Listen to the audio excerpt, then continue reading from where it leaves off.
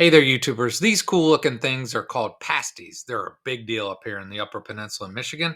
I'm going to have a Yooper show you how to make them, and we're going to talk a lot. So sit back and relax and hopefully enjoy. To start this whole process out, these are potatoes. I got to peel these potatoes, then we're going to use this thing. Well, this is the point where some of you got to relax. Calm down. Don't get all freaked out. Everything we're going to do, you can do with meat. We're just using fake meat. So we're making it 3 different ways. We're gonna try these Beyond steak tips because when you go to some of the fancier ones like G&K's, they kind of use steak, and a lot of other places use ground beef. So we're gonna do Beyond steak tips. We're gonna do Impossible meat. This is the light, lesser fat, and then we also have Beyond. At any point you want to make this yourself, nothing in this recipe changes, right, boys? Yep. Nothing changes. If you put meat instead of these things, everything else is going to be the same. Yep. Come from a Yooper, right? Wow. Yeah, from a Yooper. Based on Cornish pasties, because the histories of pasties in the UP are a lot of people emigrated from England and from Finland and Sweden to work in the mines. And both countries bought pasties with them. So when you make these pasties, the cool thing is they would take them in the mine, and when we show you how they're wrapped, even if your hand's dirty, you can hold the edge of the crust and eat a clean food without eating copper or iron dust. Well, back in the day, there used to be a commercial on TV6, which is the local station up in Marquette, Michigan, and there was an old miner with a white beard, and he told you how they heated them on a shovel over a fire while they were in the mine. They'd use their candle on their light, yeah, that's what he said. He said they'd heat it over a candle. Yep. So, like I said, if you like meat, you do you. Nothing in this recipe is going to change. All right, now let us get to showing you how to do this. Okay, this is a rutabaga. People up here call them baggies or rutabagies, but technically, if you know what they're called rutabaga. So this is what they have, a coating of wax on them if you've never cooked with them before. And so you have to peel the skin off and kind of cut the core out up at the top. And then you have to start slicing. These things can be super hard. Every once in a while you get one that's a little softer, but sometimes it's seriously like cutting concrete, and you have to be really careful so you don't hurt yourself. And that's why you're doing it instead of me, right? Well, you know. Can't trust me with a sharp knife. I cut my finger off. Yeah. Again. He's leaving it to me, so. But they're the key, right? Oh, yeah. Because what does a rutabaga taste like? Oh, it's hard to describe what it tastes like. It's a cruciferous vegetable, vegetable, I think. So it's pretty healthy. Some people call them Swedes. I think they came along to the U.S. from people from Sweden, so they call this vegetable a Swede. Kind of sweet. Yeah, they are a little bit sweet, and they have a really good flavor. And for me, I really need to have these in my pasties. Not a real pasty without rutabagas. Well, I don't want to judge because some people don't like them for some reason. I'm not really sure what they wouldn't like about them, but and also I usually cut these a lot smaller because them being so hard, they take longer to cook. So you're going to want to cut these like maybe a quarter of the size of the cubes of potatoes. Because when we fill the pasties, is anything cooked? Nothing is cooked. Okay. Everything is from its raw state. Okay. There's a unique flavor that imparts, because everything being cooked together, it's all of this flavor inside that if you cook things separately, you're going to miss out on. So, all right, here we go. So if you look, there's a little bit of green under the skin sometimes. Kind of like a potato sometimes turns green, I guess. I don't know, but they're a little hard to peel even. Okay, so here we are, all peeled up. There's a little brown spot in there that's kind of deep, but so I guess I'll just trim that when I slice it. When you're peeling them, the wax kind of falls off, so clean your cutting boards. I will also add for them, she sharpened a knife right before she did this. I did. This is not a game. These are hard.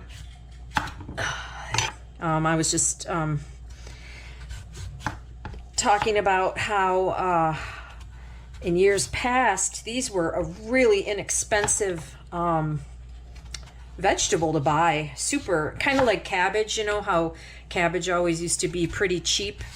And now I think we paid about $3 for this. So, now I gotta say, this one is not as hard as a lot of them can be. This one is a little bit juicy inside. Usually they're super dry. So I don't really know. So there's that spot I was talking about. I'm guessing something got shoved into that. Got shoved into it. Okay. There we go. Okay, well that gives you an idea anyway. So you're cutting them in discs? I'm cutting them in discs, and then I'm gonna cut them in little tiny cubes. Sometimes when I get to the end like this, I'll do this. It's safer. There's a few places that cut their vegetables a little different, but the normal way is cube, right? Yeah. Where you cube everything. Yes. There are basically two kinds of pasties that were brought over to the Upper Peninsula, Cornish and Finnish. We're going to talk more about that later. I'm going to just cut this part out.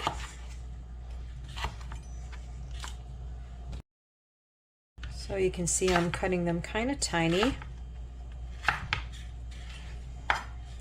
And honestly, some people use recipes. You can go online and find recipes for what, you know, ratios people use, but I'll admit I've never used a recipe. I just eyeball it, and maybe I start with, you know, 5 pounds of potatoes and 1 rutabaga, and I don't know, probably 1.5 pounds. I was still eating meat. A lot of times I would make these with venison. So if you do have access to venison, you can do them that way. You can do them with chicken. Well, we've seen it. They pasties get where like they make breakfast pasties, pizza pasties, all kinds of craziness. I'm not. You're a purist. I guess I would say I am. Like the original is so good. Why? I don't know. A snob. Maybe I sound like a snob when I sound like a pizza snob. Yeah, I'm a pasty snob, I guess. I don't know. But the original's fine. I don't see the... I mean, why make a pizza pasty? That's a calzone, you know? I don't know. I like them well enough just the way they are, so... Well, you know what it kind of reminds me of?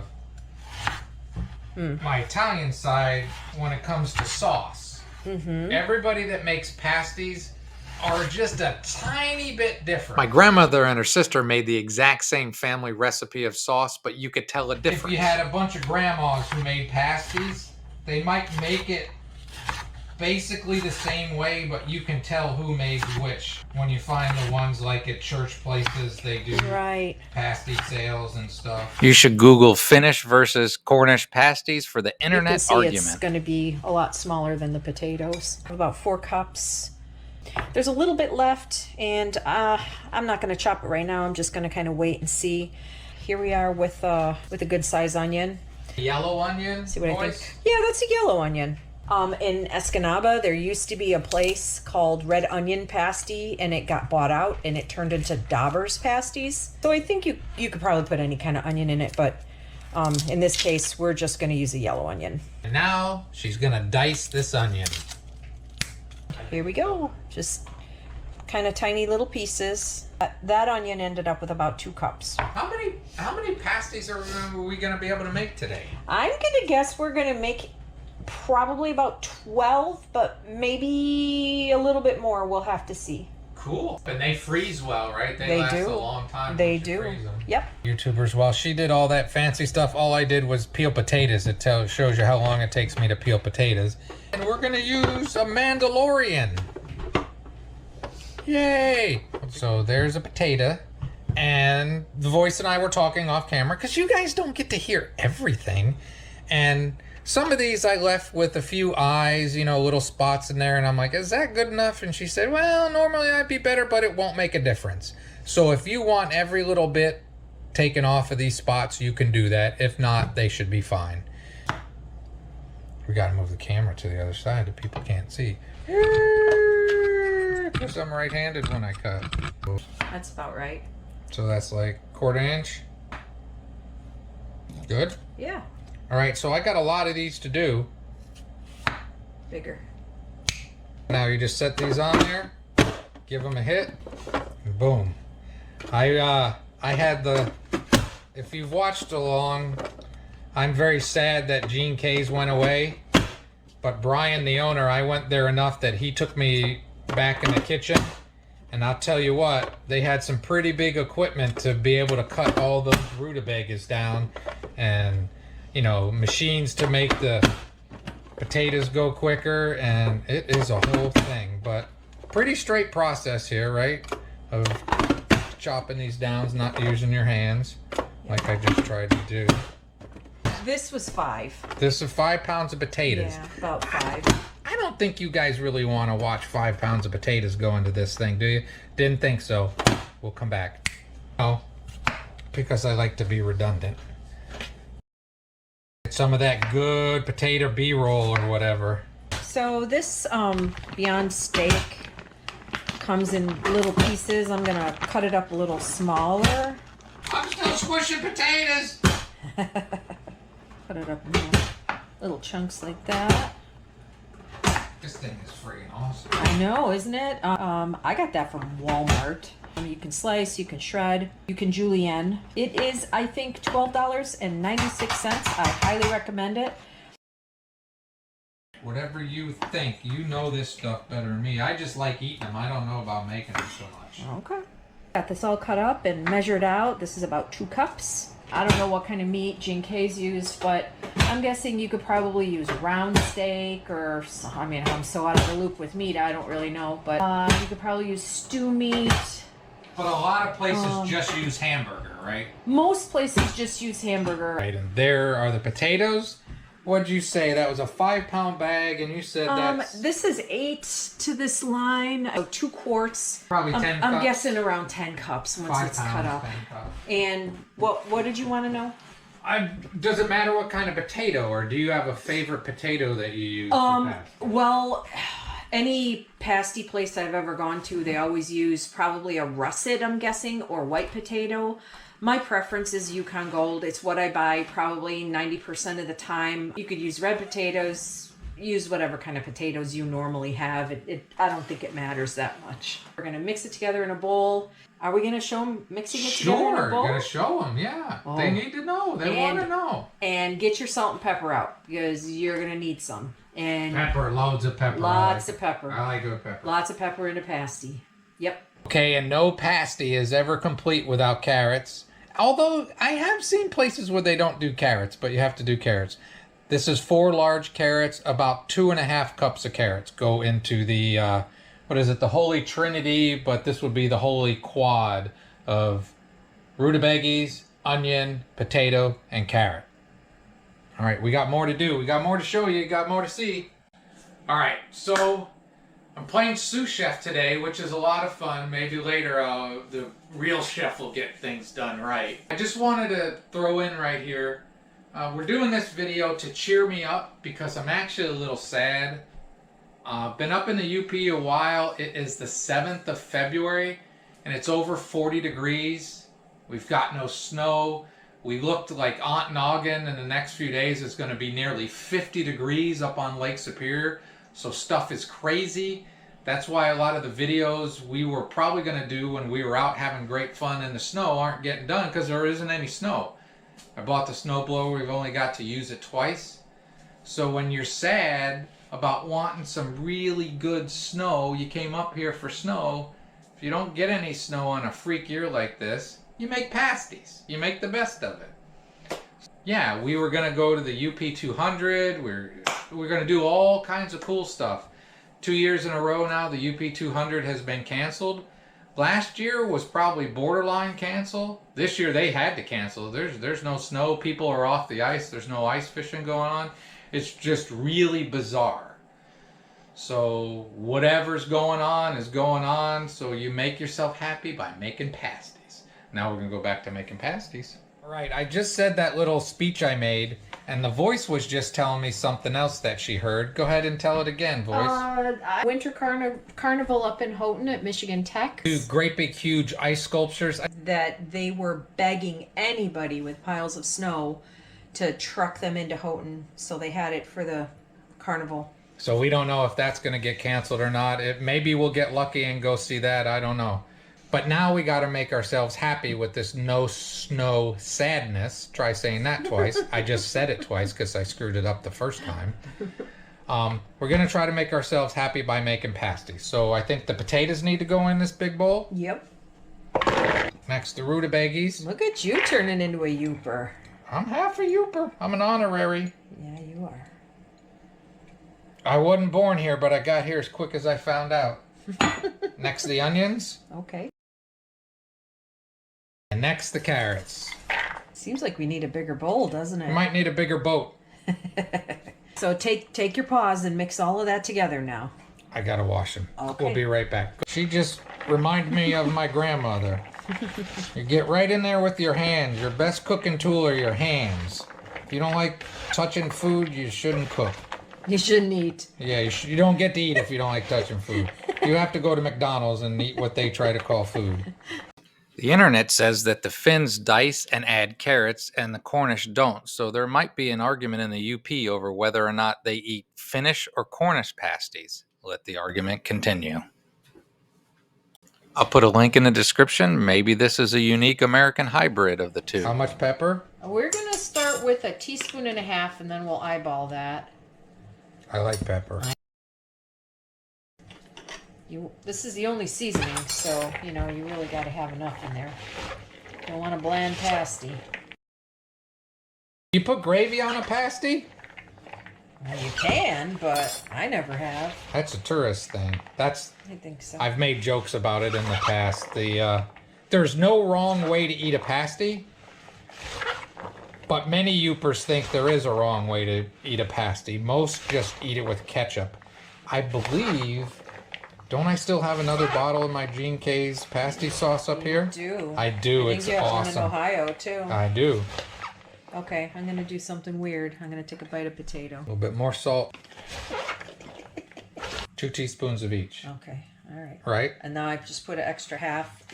Or is that 2.5? I think that's 2.5. We might have lost track. We might have to look in the video just like you are. We'll put it all down in the description. We're too excited about pasties. We forgot to measure. But that's how everybody cooks in real world, right? One more. Sometimes you just gotta eyeball stuff. I couldn't tell you measurements of most things I cook. That much. Till it needs a little bit more. That's why you taste your food as you're cooking. That's the big bowl, and we've separated it down into other bowls because we're making this 3 different ways. And she's gonna add, what are you adding? I'm going to add the Beyond to this. The Beyond steak chunks. Steak, yeah. So that's gonna go in there. Yay. Now she's getting to mix. She's good at mixing too. You're better at mixing than me. Nobody's jumping out of the boat. How do you think that looks? That looks good. That looks good. All right. This is about 8 cups of veggies and the package of the meat. Okay. God. Ask me again. So what are you doing here, voice? I'm measuring to see how much was left in the bowl. So that's about 8 cups. Okay. So this was about 20 cups altogether. Okay. All right, we had a half a package of Beyond, so we're going to use that in the smaller one. Mm-hmm. I got to break it all up. Yep. Get your hands all greasy. Get your hands all greasy. And I have a burger that's also thawed out to add to that, because that's only half a package. Okay. If you've ever handled Beyond, it's kind of, there's a lot of coconut in it, so it's a little sticky. Is it coconut oil? I think that's what's in there. Yeah. And it can feel kind of grainy, like a little bit like sand. If you're not vegan, ignore everything I just said and say shut up about the vegan stuff. If you are vegan, you might already know that texture of Beyond has a little bit of sandy, grainy kind of to it. All right, now I'm going to mix these. So we put another half a cup of the veggies in here. I think I got it mixed up pretty good. I was just trying to clean my hands off and then realized maybe I should mix a little bit more. Yeah, I think we're good here. So I'm going to clean my hands and we're going to move on to the next one. Sometimes you have to do stuff like this because you can't get the food off your hands. Now we're going to put the Impossible. Again, we use the light, little less fat, a little less salt. And 3 different ways. And there's no way to do it other than to break it up. And it's grainy too, but the texture feels a little bit different than Beyond. Not a ton, but a little bit. But we had lasagna the other day, and we made 2 different kinds of lasagna, one vegan and one regular. For company. For company, right? What else? And we both took a bite of the regular, and I don't know if I have been vegan long enough now or what was going on. We couldn't get anybody else to try the plant-based. They kind of shook their heads when I said it, but I honestly thought because we used Impossible sausage and meat. Yes. And I thought the lasagna, the plant-based, tasted better. Now here people will scoff. I don't know. It's just how it felt for us. But we couldn't get the others to try it, to try to argue with us. They argued with us anyways, but they didn't taste it themselves. Yeah. But once you get used to stuff like this, and again, a lot of the cooking videos that we do it with these fake meats, but we actually don't eat these fake meats as much as I used to. Because, you know, no animals were harmed, yay, but they're not healthy. I think they're still healthier than eating real meat, but I wouldn't call it healthy. It's the difference between vegan and plant-based. If you go plant-based, you don't eat a lot of that processed stuff. And I tell you, you know, most people think now, doesn't matter if it's real or fake, if it's processed, it's just not as good for you. And I'd have a hard time arguing that. I think that's a valid point. So if you eat vegan, this kind of stuff all the time, don't expect your health to be 100% better automatically. So that's my vegan spiel. Hopefully it didn't make you hate it and stop watching the video, because there's something about plant-based and vegan that just really gets a lot of people worked up and wound up. And usually those people that get worked up and wound up haven't really tried it, you know? And most cities of any size now, there are lots of vegan restaurants around. And if you're vegan curious, go to one. Because what they can do with spices, it's just, I think most non-vegans would be surprised. That doesn't mean you have to be vegan all the time or plant-based all the time. But if you just gave this stuff a shot, you might find, you know, once a week I might eat this kind of thing because it's good. And it's a little healthier for you. And, you know, all the animals not getting killed kind of thing. And if you like the environment, if you claim to be an environmentalist, in my opinion, it's a little hard to make that claim when you look at the downside of our factory farming system. It's not good for the environment. It's also not that good for the animals and for our health. So there's my long spiel about that. You eat whatever you want. I ain't judging you for 1 second. Nope. But hopefully some people that call themselves vegans will, though. Sure, yeah, the vegan police, we talk about it a lot. Yeah. And those people can shut up because they don't have the right to tell you what to eat. People like us will say, here's an option. Wonder if you might think it's worth trying. And I think if you try to cook vegan on your own at home and you've never done it before, it can be intimidating and seem difficult. That's why I suggested go to a restaurant, a vegan restaurant, and I have been shocked at how good some things are. Because the voice can't cook for all of you. She doesn't own a restaurant, but she sure has made me understand how good this stuff can be. My vegan life is much improved than it used to be because I did a lot of the packaged stuff because I didn't really understand. Yeah, I don't know what you're going to do when you're by yourself. Aldi doesn't have nuggers anymore. I know, I'm very mad at Aldi's. Aldi doesn't carry those vegan chicken Bob soup. patties. I'll make a bunch of Bob soup. All right, voice, tell the people what you're doing. Okay, I'm just rolling this pie crust out and trying to just save time. I'm rolling it out between sheets of parchment paper so I don't have to use flour. Like if you were making an apple pie or something, Yeah. you would use the same kind of crust for that. Yeah. Not a pizza crust or nothing. No, this is pie crust. And you know, when you see a traditional pasty, they're going to have that crust along the edge. I don't prefer them that way. I feel like it's dry and then you throw it away, and I like to actually eat it. So I like to make it this way. And this isn't butter, this is vegan. This is vegan butter. And then I just kind of fold it.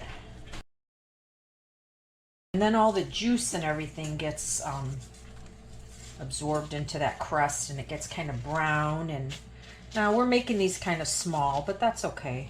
What did you call your style of them? You make fun of yourself? I call it a doorstop. In the old days, they put that rim along the edge of the crust so you could hold it. Since we don't plan on going in a mine today and eating these, you really don't need to go through all that. They're gonna eat the same way, aren't they? Yeah, and I know how to do it that way. I used to make them that way, but that's all. That's it. They're not beautiful, you know. This isn't like pasty shop quality looking stuff. But it's gonna taste better. It's gonna taste good. Well, this is the difference of buying it at a professional place and people that make it at home. Right. I'm sure there's a lot of people that make it at home this way. Right. Yeah. This is impossible. And that looks like that's gonna make about 6 pasties at least. Yeah, more than I thought. Yeah, we're gonna have a butt ton of pasties. We are. Pasty extravaganza. Oh, you know what we could do? What? As you guys are watching it, if we have the little bit of each left over, we can make 1 or 2 with like all 3 of them combined in there. Let's do that. Really? Why not? Oh. Something weird. Okay. Instead of throwing it away. Oh, we wouldn't throw it away. We'd never throw it away. No.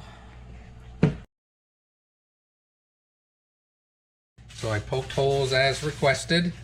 I gave him an eye so he knows that these are the impossibles. And now I got to put them in the oven. They go in the oven at 350 for what, 45 minutes? About that. About that. All right, the voice wants me to say, kind of, sort of, I think. She's not overly happy with how her crust came out. But I think it's fantastic. These are the steak. Because this meat is a little on the dry side, it's not going to want to stick together like the last stuff was. So I don't know how this is going to be.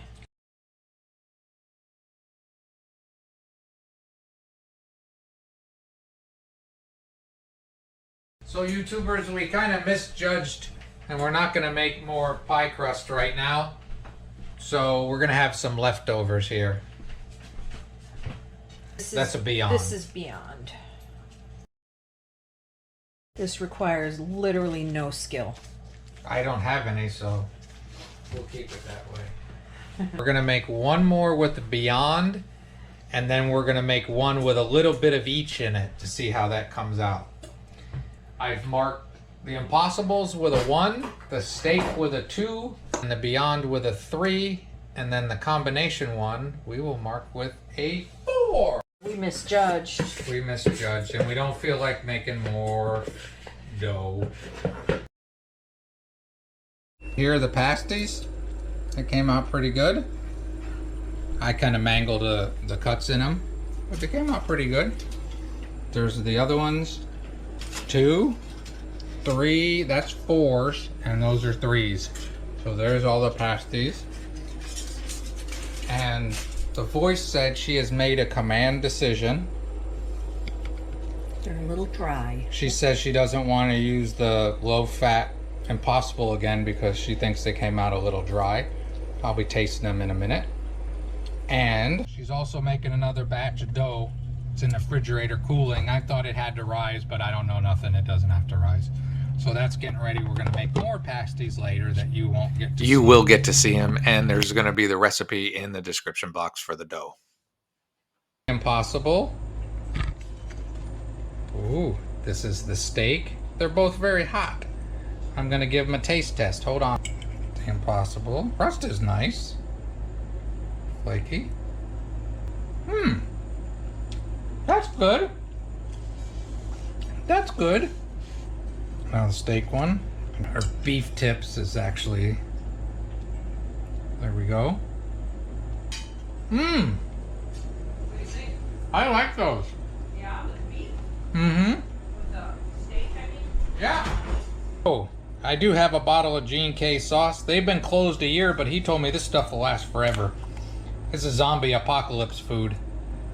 I'll pour it on there. G&K's. These both are pretty good. I can see what she's saying about this one being a little dry, but that's good.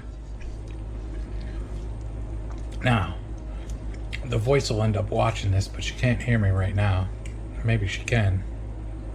They're good. They're not better than G&K's. Shh.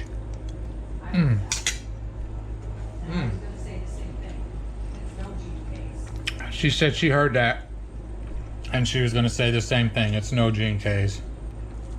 But the guy made pasties for 47 years or something like that, you know? I think he might be good at it. These are good. I like these. Get a little G&K sauce on there.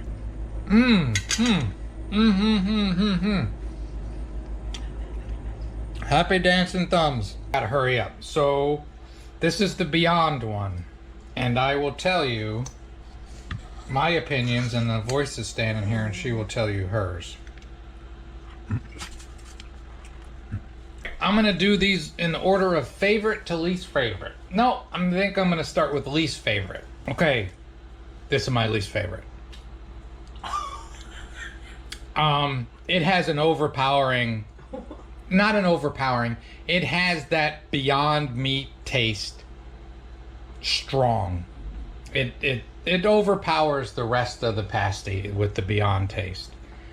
I will say my second favorite is the mixture of the steak tips Beyond and the Impossible. And my favorite, I think, is the Impossible. And I think if we'd have used non-low fat, low salt Impossible, that would probably be my favorite when it comes to vegan. How do you rank them? As things stand right now, the Beyond would be my favorite because it's moist. It is moist. It tastes more like a pasty to me, even with the Beyond flavoring in there. I just can't get beyond like the dryness of the Impossible meat. And that's where you and I differ a lot of times. Dry, I tend to like things a little drier. Yes. So, having different personal preferences obviously shows up how everything tastes different to different people. I didn't finish my 2 and 3. Oh. We went I down. got flustered. I got flustered. I liked the steak one better than the Impossible one, and I'm surprised to say that.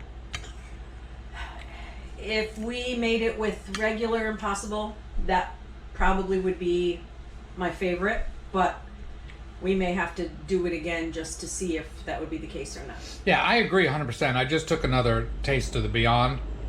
That it is moist. Of the three, it's the most moist. But for me, because it's so heavy Beyond taste, it doesn't taste like a pasty to me. Okay. Where the Impossible tastes a little bit more like meat to me. Okay. But I like it. I'm going to eat it. When you say least favorite, doesn't mean you dislike it. But it throws me a little bit how much I'm expecting it to taste like a pasty and it tastes like Beyond. You got anything else? No. No? You're done? The one you said you thought was the mixture of the three, we didn't cut into the mixture of the three. Maybe I misspoke, because if I said that, that's not what I meant. Yeah, we didn't try the mixture of the three. So my first favorite was the Impossible. My second favorite was the Beyond Tips. Yeah, the steak. Yeah. And the steak. And the third was that just this one here, just because it's so beyond. Tastes good, but it doesn't make me think of a pasty. It makes me think of Beyond Hamburger. Oh. You know what I mean? Yeah, that's a really good point. I can't disagree with.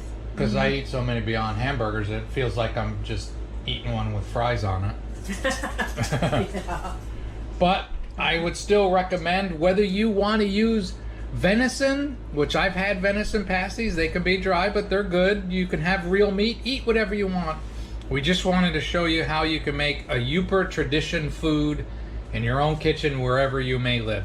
As the voice said, he's back. Wanted to add, we would also recommend, if you're doing it with fake meats, we could have used a little bit more salt and a bit more pepper. It's just, it's hard when she's been used her whole life cooking real meat ones, and when you have the salt and the seasonings in fake meats, it makes it a little tricky. So I would say probably another teaspoon of each. Like I said, no matter where you may live, if you can't get your hands on these, because they're pretty regional, there are a few outlier places that sell pasties that are kind of strange, but it's pretty much the UP. So if you can't get to the UP, or if you don't want Lowry's to deliver you one, go ahead and make your own. It's not that hard. No, and it's kind of nice because you could have them in your freezer and you just throw them in your oven and have an easy meal. Yep. This is the little bit of everything in here in this one. Let's give this a taste. I like that. The Beyond still comes through. I like Beyond Burger, but it doesn't make me think like I'm eating a pasty. Newsflash, you don't have to put any fake meat in. You can just make it with vegetables. And the voice says the Beyond is her favorite. So take that what you will. She's got pretty good taste buds. YouTubers, she's at it again. That's why I roll it out between parchment paper, because you see how much of a pain. Make another one. She's going a different way with this one, I think. We'll see. Can't ever stop a video. Always have more to add. Can't help myself. She can't help herself. Like this. Oh, going old school with this one. Yep. Look at you.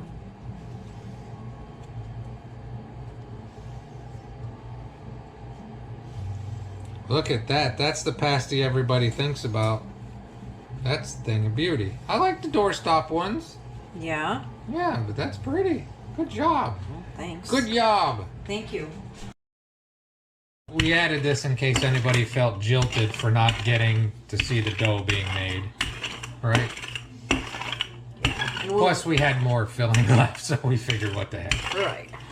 Or, okay, she figured what the heck. I'm just along for the ride. I am the sous chef. So there's the traditional keep the dirt out of your mouth when your hands are dirty crust. Not as pretty. That's pretty.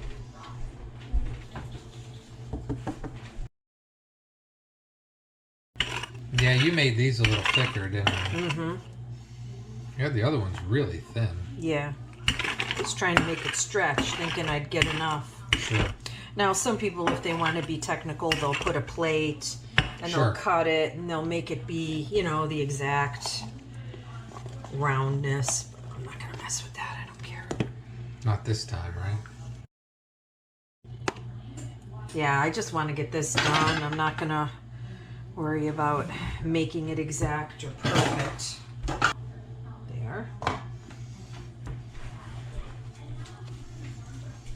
Let's go backwards. Let's go like this.